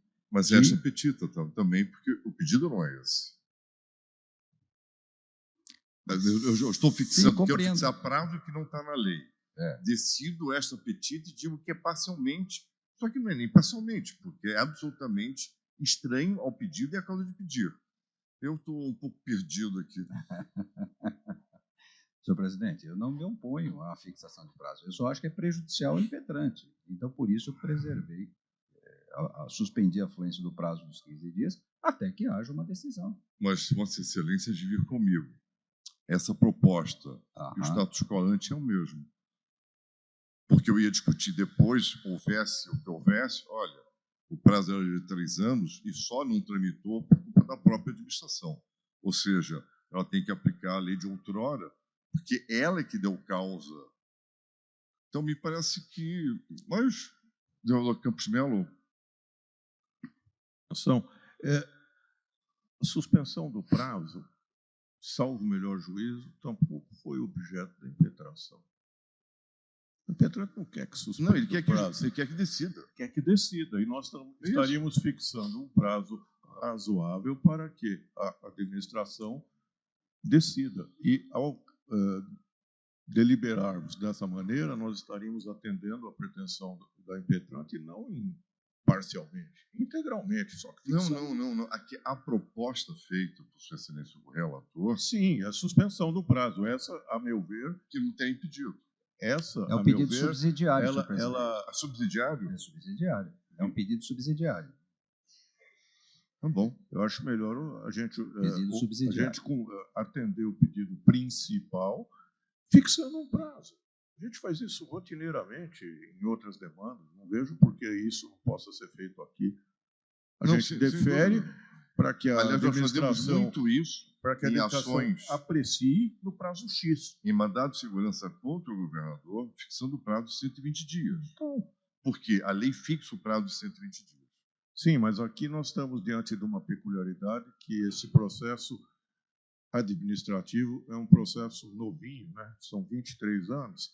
Então, eu acho que a gente pode fixar um prazo um pouco superior ao que ele previsto na lei, dentro da discricionariedade judicial que é lícita à nossa atividade aqui, e assim estaríamos atendendo na plenitude a pretensão do clube impetrante. Perfeito. Isso não seria extra petita SMJ. Não. E agora eu me calo, prometo, senhor presidente. Com a palavra, Sua Excelência Eudor Jarbas Gomes. Presidente, me parece, com todas as vênias, que a simples suspensão do prazo, a omissão irá persistir, porque a administração, ok, suspendeu o prazo, aguarde-se. E isso vai se protelar indefinidamente. Então, me parece que a proposta do desembargador Décio é muito, com a devida vênia, do desembargador James, me parece que ela resolve a questão. E, com respeito se vai prejudicar ou não, Vossa Excelência, com a precisão que lhe é habitual, já fez menção a uma regra de hermenêutica, que eu não vou repetir aqui, mas, naturalmente, todos conhecem. Então, é uma questão de aplicação dessa regra de hermenêutica. Então, me parece que a solução do desembargador Décio é adequada, estabelecendo o prazo fixado em lei. É isso, presidente. Muito obrigado. Nada. Com a palavra, Sua Excelência, desembargador Décio. Décio não está, né, Ju? Não está aparecendo aqui. Eu vou dar a palavra ao desembargador Domingo Coga. Não está aparecendo aqui. Pronto. Não, só uma pequena lembrança. Prazo sem sanção, e se o município descumprir, qual é a consequência? Nada. Nós não temos consequência, nós não temos como obrigá-lo. certo? Sem impor alguma consequência objetiva, eu acho que até melhora a solução do eminente relator. Então, mas no mandato de segurança, os prazos fixados têm a consequência natural de descumprimento de ordem. Mas esse que é o problema. Ele desculpe e fica por isso mesmo e volta o processo para os 20 Não, dias. desculpe. No caso é crime de responsabilidade. Como ele é o prefeito, encaixa nos crimes de responsabilidade. Mas todos os casos que a gente pega, quando alguém intima para cumprir e tal, são arquivados no crime. Então, bom, aí eu já não sei, mas que em tese é crime de responsabilidade. Mas a ideia é uma solução efetiva. Eu só estou ponderando isso. Prazo fixado sem consequência, nada. Só isso. Só uma lembrança. Com a palavra, eu dou Décio Tarântula. Presidente, para a devida vênia, só duas questões que eu gostaria de suscitar. O pedido inicial não é principal e subsidiário, é sucessivo e cumulativo. Ele quer que o prefeito decida, favorável ou desfavoravelmente, o pedido e que haja devolução. Em consideração da lei de outrora. Sim, isso é outra coisa, não tem nada a ver com subsidiário, com alternativo. E Vossa Excelência mencionou, não é que não tem consequência, a consequência está na lei do mandado de segurança. É crime de desobediência, no caso do prefeito, é crime de responsabilidade. É simples assim. Não vejo nenhum problema de ter que decidir, decida favoravelmente ou desfavoravelmente. E se a empresa, se o clube achar que foi prejudicado, que há alguma ilegalidade na decisão, porque vai dizer indefiro o ponto, não vai ter motivação, óbvio, outro mandado de segurança, não tem problema nenhum. É assim que se resolve, não pode se deixar isso protelando eternamente, como já ficou esses 20 anos, senhor presidente, é só isso. Perfeito. Matéria em discussão. Eu vou pôr em votação uma pergunta àqueles que entendem. Vamos fazer o seguinte, a gente põe relator e divergência. O relator é essa concessão parcial e a divergência a concessão da ordem. Tá ok? Vencido, eventualmente, a divergência, nós fixamos o prazo, se de 15, 45, 60, 90. Todos concordam? Muito, muito que bem. Senhor presidente, pois não. Eu acompanho a divergência. Sem problemas. Vamos então, fixar. Me parece que a melhor orientação, pelo que eu senti, a melhor orientação é no sentido de fixar. Eu não tenho nenhuma objeção. Perfeito. Eu só quis equalizar, mas eu então, acho Vossa Excelência está com a palavra. Qual o prazo Vossa Excelência propõe? 15 dias, nos termos da lei, presidente. Mas também... Mas, porém, todavia, contudo, a gente pode fixar num prazo maior. Posso. Nós temos dois prazos, de 45 e 15. E de 90 dias. 90 também. Mas vamos a 120. A pergunta é... Eu vou pôr em votação o prazo, perfeito? Eu acho que é mais viável.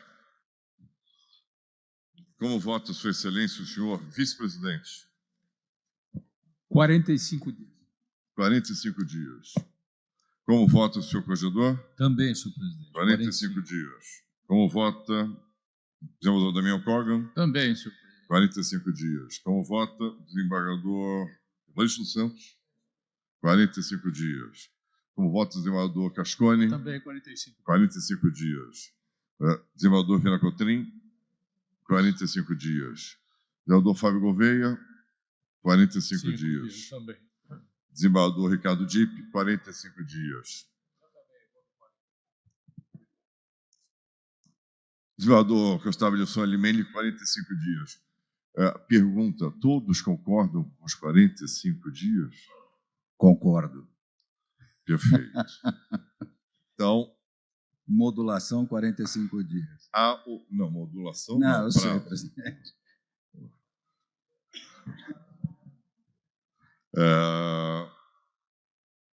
Resultado do julgamento, conceder a ordem à unanimidade.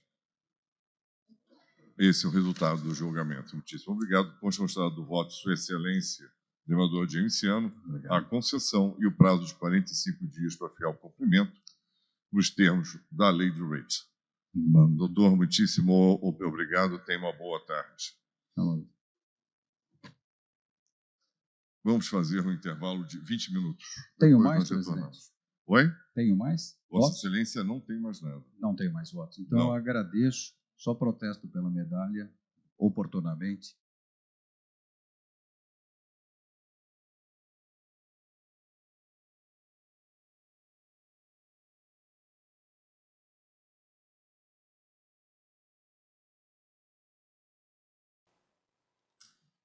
Próxima menção direta de inconstitucionalidade, número 23 de ordem, em que relator Sua Excelência o desembargador Evaristo dos Santos, com voto 47.532.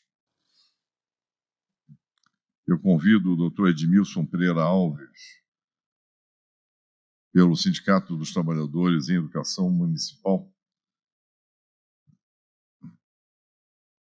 a assumir a tribuna, bem como o doutor Ângelo Azevedo Moraes, pelo senhor prefeito do município de São José do Rio Preto.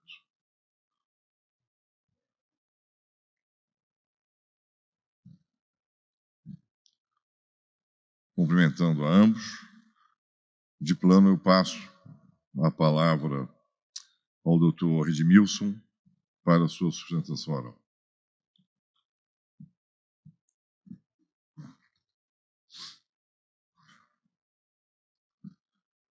Quero respeitosamente cumprimentar o senhor presidente do órgão especial, o relator e todos os senhores desembargadores e desembargadoras.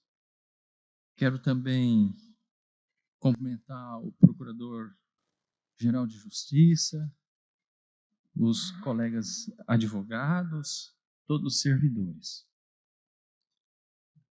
Senhores desembargadores, nobres julgadores, inicialmente eu quero deixar destacado que a norma impugnada se refere exclusivamente à incidência na rede municipal de educação. E o sindicato autor representa todos os profissionais da rede municipal de educação, como consta no estatuto que está nos autos, artigo 2º. A norma impugnada é a Lei Complementar Municipal 346, 2011. Doutor, se me permite uma pequena observação, eu vou pedir a Vossa Excelência, assim como o nobre procurador do município, que, por enquanto, se cinjam a questão relativa à legitimidade. Ok? Ok. Que Vossa Excelência já iniciou, e depois, se for o caso, se ultrapassar a questão, devolvo a palavra com prazo normal para a sustentação de mérito. Perfeito? Perfeito. Então, Excelência, com relação... Obrigado e peço desculpas novamente. Tá. Então, com relação à legitimidade, o sindicato autor ele representa toda a categoria dos profissionais de educação, como está no estatuto. Se eu entendi correto, então eu pararia aqui a minha sustentação oral. É isso? Se Vossa Excelência tiver só isso para sustentar em relação à legitimidade, muito que bem. Tá. Com relação à legitimidade, é isso. Teria algumas observações com relação a superar a legitimidade a respeito do mérito, Excelência. Nós votamos, esse foi o caso, eu lhe concedo novamente a palavra. Eu lhe agradeço imenso. Obrigado. Doutor Ângelo, vou estar com a palavra também exclusivamente quanto à legitimidade, por gentileza. Primeiramente, gostaria de cumprimentar Vossa Excelência, desembargador presidente, estendendo os cumprimentos aos demais desembargadores que compõem esse colenorma especial, cumprimentar os representantes da Procuradoria-Geral de Justiça, os colegas advogados, servidores, e me atendo à questão da legitimidade, gostaria de ser bem breve também, apenas destacar que, conforme foi bem exposto pela Procuradoria-Geral de Justiça, o entendimento do Supremo Tribunal Federal e desse colenorma especial com relação ao que se refere às entidades de classe que constam na Constituição Federal e na Constituição Estadual como legitimados ativos para a propositura da ação direta de inconstitucionalidade se refere àquelas entidades que representam a totalidade de uma categoria econômica, o que não é o caso, data máxima vênia, da entidade autora, que representa apenas uma parcela da categoria dos servidores municipais.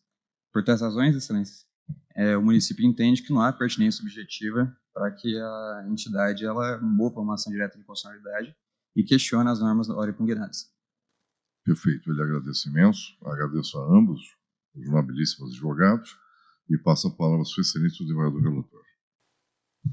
Excelentíssimo senhor presidente do Tribunal de Justiça, nobres desembargadores e desembargadoras, membros do Ministério Público, advogados, presidentes, eu tenho um voto um pouco avançado e com algumas observações. Eu vou fazer a leitura da emenda e, eventualmente, acrescentar o que for necessário. Obviamente, é uma ação direta de inconstitucionalidade de uma lei complementar da comarca de São José do Rio Preto, a alegação de que os dispositivos impugnados destinavam recursos públicos da educação para estruturas administrativas que foram indevidamente atreladas à Secretaria da Educação sem que sejam escolas, alegação de ofensa ao princípio do Pacto Federativo. Tomo agora a questão a respeito da legitimidade ativa. Ação ajuizada pelo Sindicato dos Trabalhadores da Educação Municipal. Data máxima vênia, falta de pertinência temática. Reconhecimento. Mesmo que os dispositivos impugnados possam acarretar impacto na área da educação, essa interferência na destinação de recursos públicos é reflexa e insuficiente para conferir, data máxima vênia, ao sindicato legitimidade para a instauração do controle normativo abstrato. Interesse jurídico é o previsto no artigo 90, inciso 5º da Constituição Estadual, que não pode ser confundido com mero interesse econômico. Posicionamento alinhado à jurisprudência do Supremo Tribunal Federal no sentido de que, aspas, o liame mediato, indireto, não satisfaz o requisito da pertinência temática, e assim votaram em ações em julgamento pelo Supremo Tribunal Federal, relatados pela ministra Rosa Weber e Dias Toffoli. E prossegue. Por quê? Volta aspas. A mera potencialidade geral de dano de caráter econômico-financeiro não é suficiente para estabelecer a relação de pertinência temática. Assim julgou um processo no Supremo Tribunal Federal o ministro Celso de Mello em 2006. Razão pela qual, com toda a vênia, eu estou julgando extinta a ação sem resolução de mérito por ilegitimidade ativa nos termos do artigo 485, inciso 6º do CPC. É o meu voto, senhor presidente. A matéria está em discussão. À unanimidade, julgar extinto o processo sem apreciação de mérito, na forma do artigo 486, inciso 6 do Código de Processo Civil. Esse é o resultado do julgamento. Doutores, muitíssimo obrigado. Tenham uma boa tarde. Eu agradeço imenso a compreensão.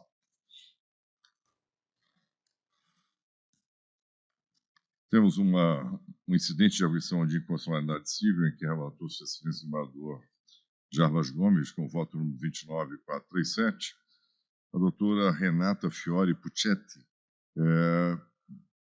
solicitou ingresso para a sustentação oral. No entanto, aqui é um incidente de inconstitucionalidade, não há previsão, quer no Código de Processo Civil, quer no regimento para tal sustentação, nem tampouco na lei que inovou o Estatuto da Advocacia, razão pela qual eu proponho que seja indeferida a sustentação oral. A unanimidade foi indeferida a sustentação oral. Doutora Renata, eu agradeço a compreensão. Passo a palavra ao doutor Jarbas Gomes como preferência simples. Perfeito, presidente. Muito obrigado. Agradeço a palavra. O incidente de arguição de inconstitucionalidade no município de Sorocaba, em razão de uma lei 11.488 de 2017, que criou cargos de assessor especial e assessor de nível 3, de provimento em comissão, de livre nomeação e exoneração. Eu estou entendendo que essas atribuições elas não se destinam a assessoramento, chefia ou direção superior. Portanto, é inadmissível a criação desses cargos. Portanto, o vício material me parece caracterizado por ofensa aos artigos 115, inciso 2 da Constituição bandeirante. Também a descrição legal dessas funções foi feita de forma genérica e imprecisa, né, circunstância que inviabiliza a análise da licitude do trabalho dos servidores. Portanto, eu vislumbro também violação ao princípio de legalidade e a incidência também do tema de repercussão geral 1010 do Supremo Tribunal Federal. Cito julgados do órgão especial a esse respeito. Então, eu estou propondo o acolhimento da arguição de inconstitucionalidade, senhor presidente, para declarar,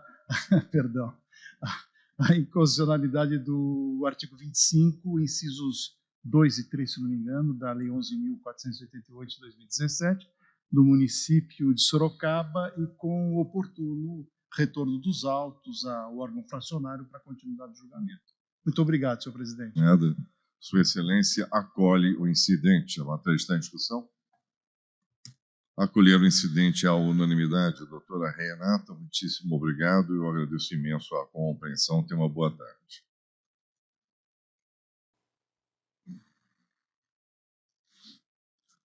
O número 74, que eu me lembre, Vossa Excelência não proferiu voto. Vossa Excelência está, desembargador Gustavo Solimene, está nesse aqui, julgando parcialmente procedente com interpretação conforme ao voto convergente da desembargadora Luciana Bresciani. É isso mesmo? Confere? Eu estou acompanhando igualmente, me parece que a adequação é absolutamente perfeita. A matéria está em discussão? Julgaram parcialmente procedente à unanimidade, declara voto vencedor, desembargadora Luciana Bresciani. O próximo é o número 75 de ordem. Foi adiado a meu pedido após o voto do relator, julgando o pedido procedente, e da excelentíssima senhora desembargadora Luciana Bresciani, divergindo em parte, julgando parcialmente procedente. Esse processo eu tive vista dos autos, eu estou acompanhando a desembargadora Luciana Bresciani. Aqui é perfeitamente possível o recorte da lei, o programa sobrevive ao recorte da lei, retirando todas as matérias que afetam a separação dos poderes, os atos de gestão. No mais, se encaixa no tema 917, não haveria nenhum problema. E nós já fizemos isso antes. Nós fizemos o recorte de lei na matéria inconstitucional e salvamos alguns programas. Outros programas nós não salvamos, que por vezes ficou só o artigo 1º, que dizia que era o programa XYZ, ponto. Ou seja, ficava sem sentido, era mais do que inócuo. E na espécie não. O programa sobrevive, né? E pode ser regulamentado posteriormente pelo senhor prefeito, e aí então se dá continuidade ao programa lançado pela edilidade. Então, eu estou acompanhando Sua Excelência, a desembargadora Luciana Bresciani, a matéria está em discussão. Eu vou colher os votos. Então, ficamos com o relator e divergência. Ok? Eu acompanho uma divergência. Com voto, Sua Excelência, o senhor vice-presidente. Está vendo com a divergência. Com voto, Sua Excelência, o senhor corregedor-geral. Com a divergência da Tatavênia. Com voto, Sua Excelência, o desembargador Damião Cogam. Com a divergência da Tatavênia. Com voto, Sua Excelência, o desembargador Evaristo dos Santos. Também com a divergência, senhor presidente. Com voto, Sua Excelência, o desembargador Francisco Cascone. Divergência, senhor presidente. Com voto, Sua Excelência, o desembargador Campos Melo. Data vênia, eu vou acompanhar a divergência. Com voto, Sua Excelência, o desembargador Viana Cotrim. Data vênia com a divergência. Com voto, Sua Excelência, o desembargador Fábio Gouveia. Data vênia com a divergência. Com voto, Sua Excelência, o desembargador Ricardo Dipp. Com a divergência, data vênia. Com voto, Sua Excelência, o desembargador Costável Solimene. Divergência. Com Vossa Excelência, desembargador Luiz Fernando Nisch. Nota vênia com a divergência. Com Vossa Excelência, desembargador Jarbas Gomes. Presidente, com a divergência, a data vênia do eminente relator. Com Vossa Excelência, desembargadora Márcia Deladeia Baroni. Senhor presidente, com a devida vênia, com a divergência. Com Vossa Excelência, desembargador Tasso Blas de Mello. Com a divergência. Com Vossa Excelência, desembargadora Silvia Rocha. Respeitosamente, com a divergência, senhor presidente. Nós já atingimos a maioria. Eu pergunto se alguém acompanha Sua Excelência, o desembargador Décio Montanante, o relator. Então, julgaram parcialmente procedente, por maioria de votos. Relatora designada, desembargadora Luciana Bresciani, declara voto parcialmente vencido o relator sorteado. Esse é o resultado do julgamento. Eu agradeço aos senhores desembargadores, senhoras desembargadoras, senhor procurador de Justiça, os advogados, nossos servidores e todos aqueles que nos assistiram. Desembargador Campos Melo.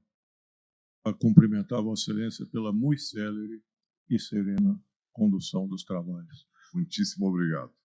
E declaro encerrada a sessão. Tenham todos um excelente fim de tarde.